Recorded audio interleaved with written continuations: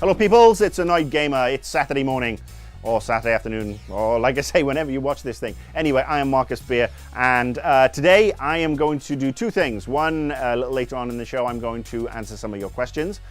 Before that though, I'm going to address some of the comments from last week's show. You know, I read the comment section, and there was a lot of good stuff in there.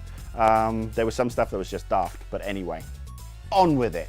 First thing I've got to address is I screwed up last week. I said that the Navy Yard shooter used an AR-15, and I got that wrong. That was based on the first press reports, and I should have done my due diligence after the fact. So yeah, and thank you to the 300, 400, maybe 500 people who took time out of their busy schedules to let me know about that fact on the comment section and on Twitter. No, I appreciate it, I do. I got it wrong. There you go. Let's talk about some of those comments. One of the first ones I wanted to talk about was actually from somebody who said that he worked in broadcast news and took issue with my view that broadcast news and mainstream media has an agenda. And he went on to cite, some interesting examples of, how his system works. Because he did make the point, local news is generally better. They don't have an agenda. I want to counter this with my own experiences, because obviously XPR guy, yes, I worked with a lot of media, both broadcast and print and mainstream. I will beg to differ and say that the local Fox affiliate here in particular has an agenda that it pushes over and over. And I speak from bitter experience. And this is no fault of the journalist I was working with at E3 from that outlet, but I spent 2.5 hours with them talking about video game violence, talking about the majority, how many female gamers there were now and how games are evolved, and talking about the new consoles. And I gave them a lot of relatively valid arguments as to the video game violence issue and all that sort of stuff. And then when it came to this segment being aired, it was basically almost, and this is Marcus Beer. Hi, games are good. Boof. I was a bit miffed about that, and it's not the first time it's happened, and there is an agenda. I mean, there is an agenda with local news media as there is with mainstream news media. Video games are sexy in that they are evil, and that is the agenda. Over the last 3 or 4 years, I've given numerous interviews. Every time, as soon as I start saying things like video game violence, and real world violence are not connected, it's never been proven, I could see the light go off, the light in the eyes of the person interviewing me, because they know that when it comes to getting this in front of their news director, they don't want to hear that. If it bleeds, it leads. And that is the mantra in local news as well as national news, unfortunately. So, I appreciate you trying to fight the good fight, sir, or madam, but you are in the minority. Obviously, a lot of people did take issue with my whole "it's child abuse" comment, and maybe that was a little bit harsh.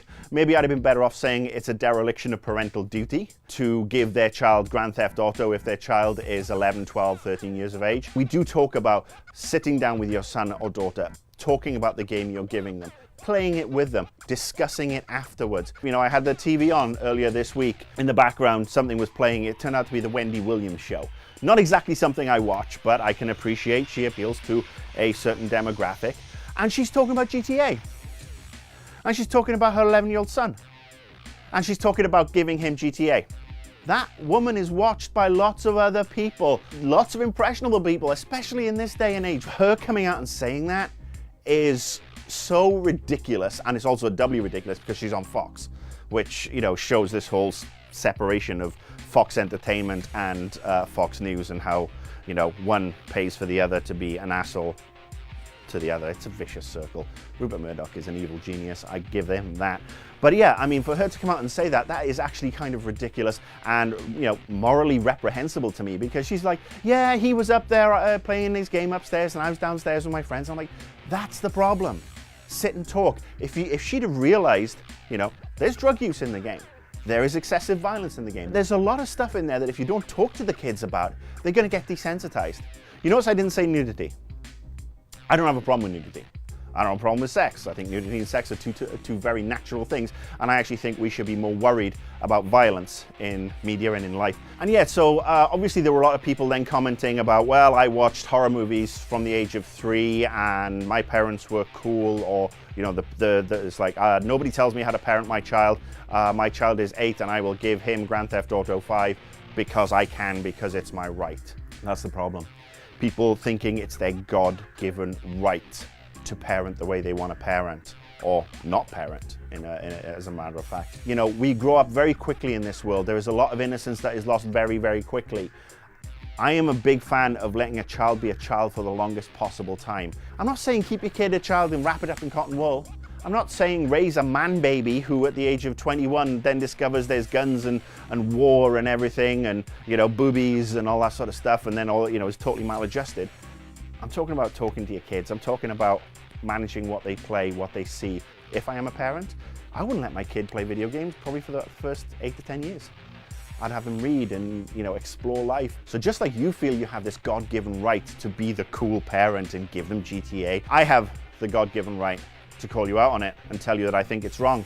Because freedom of speech, it swings both ways. Just like you have that right, so do I. I think you're wrong. You won't catch me agreeing with you.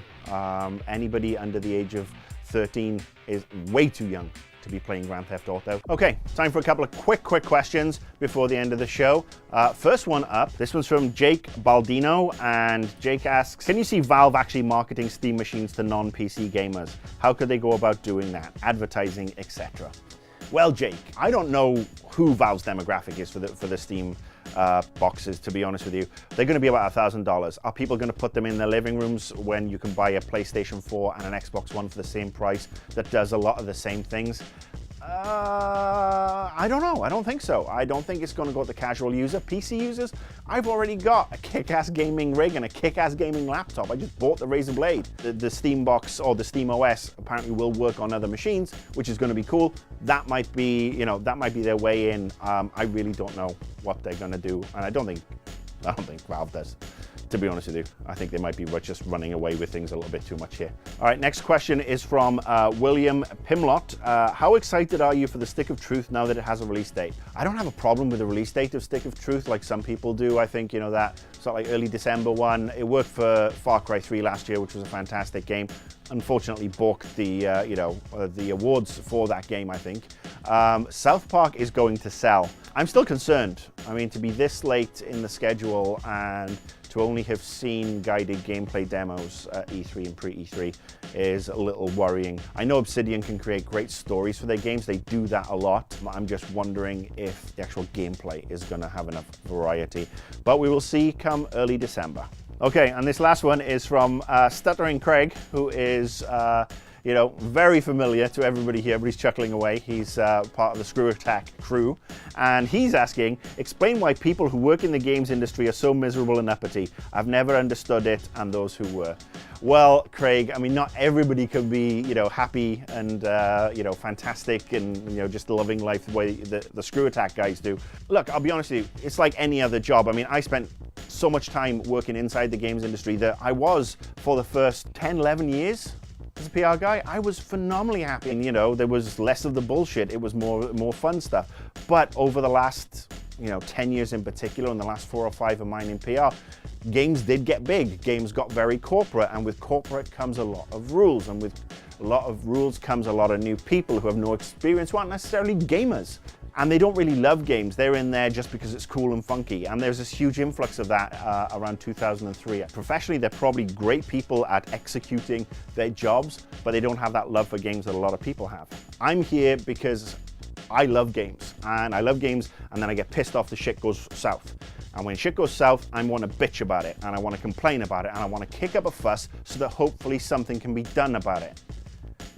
I am looking forward to the day when Annoyed Gamer doesn't have to be here. And I know a lot of you are feeling the same way. That day will be when there is no more bullshit in the games industry. We're getting stuff delivered on a regular basis. It's not buggy, it's not glitchy, there's no bait and switches. There are no you know, price hikes, price gouges for certain games. There's no dodgy marketing techniques or PR techniques. That day will be great, because that's the day I can just say, all right, I'm going back to just talking about wonderful fluffy things. All right, that's the show for this week. Yeah. Hopefully there'll be no more controversy next week, and you know, I'll do another question and answer session. And you know, like I said, the less of these controversies, the less Annoyed Gamers, and then it'll be Warm and Fuzzy Gamer, and me and Kyle will become the odd couple of video games, and we'll rent a house in Pasadena, and he can be Walter Matthau and I'll be Jack Lemmon, and it's going to be awesome. Follow me on Twitter. See you next week.